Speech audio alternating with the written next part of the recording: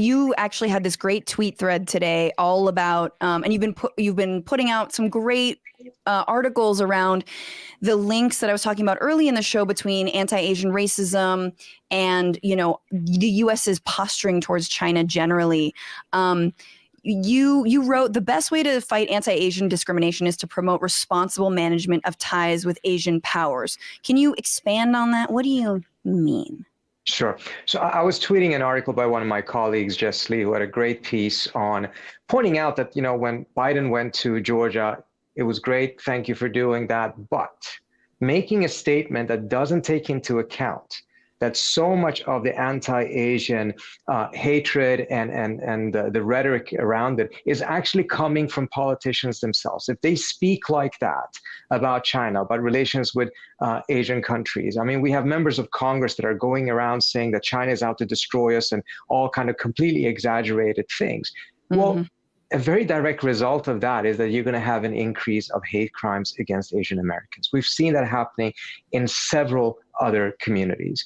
And one of the experiences I learned from, I was leading the National Iranian American Council before, is that, the initial reaction of communities is trying to be like, okay, we're going to tell everyone in America of how great we are and how much we have contributed to America so they don't think of us differently. And that's a natural reaction. The problem is, though, it doesn't tend to work that well. It doesn't tend to actually move the needle that much. What actually tends to be the most decisive factor that determines as to whether Asian Americans, or you name the community, ends up getting a lot of discrimination is actually the foreign policy situation. Yeah. So if you want to address it, if you want to reduce anti-Asian hatred and discrimination, we have to first promote making sure that while there are real tensions between the US and China, this is not an easy question. No one is asking anyone to just roll over and play dead, but nevertheless, it can and should be handled responsibly without this over-the-top rhetoric that we first, of course, saw under Trump and unfortunately has continued under the Biden administration. Absolutely. I mean, I think that I lost my damn thought, but this was what I was going to say. This was a week we were talking about Andrew Yang and his run at the mayoral office in New York. And he spoke at a rally just today in New York against Asian American violence and hate crimes. And then once again pushed his response, which is an NYPD special task force, which is one answer that we can destroy on so many levels in the ways that it criminalizes the same people over and over again and does not help. But then his other response has been, hey, Asians, act more American. That'll do it. And he had a whole op-ed in the Washington Post last year, because of the pandemic, hyperbole coming from the administration, like, just go out there. He literally wrote, wear red, white, and blue.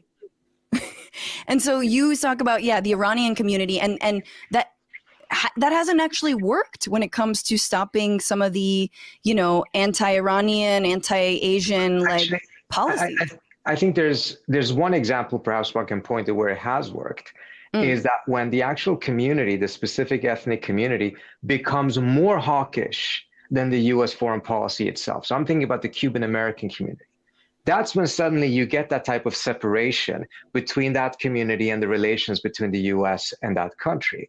But most ethnic minorities don't want that.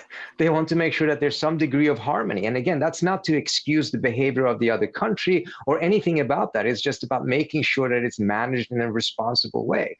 And what Andrew Yang is saying is really putting the blame on Asian Americans. It's essentially, you didn't wear enough red, white, and blue, so you kind of were asking for it. And that's just completely unacceptable.